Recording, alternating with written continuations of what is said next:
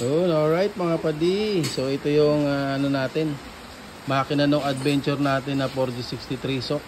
No, yan.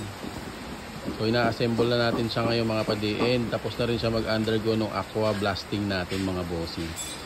Yan, tinan nyo naman. Iba talaga pag nadadaanan ng aqua blasting yan mga padi. Tinan nyo, super linis ang loob niya mga padi. Oh. Talaga naman. Diba? Oh. Talagang linis na linis. Lahat na sulok mga padi. Analo. Ayan, lagkarin natin yan mga padi.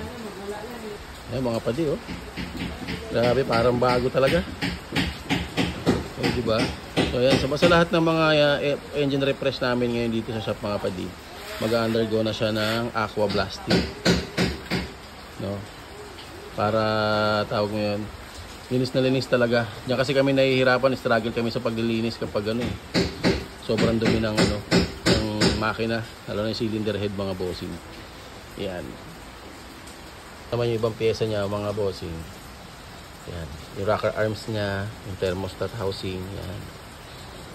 Ayos. Buuhan na to. Ito yung kanyang fuel pump. Oh, di ba?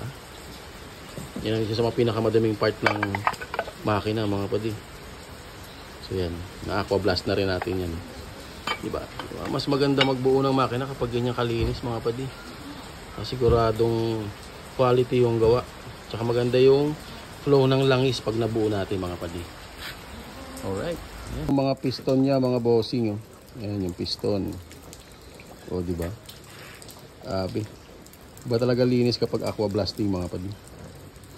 Oh. Yan. Hanggang loob talaga linis na linis namin yan mga padi. Alright. Yan. Ganda oh. Ayos.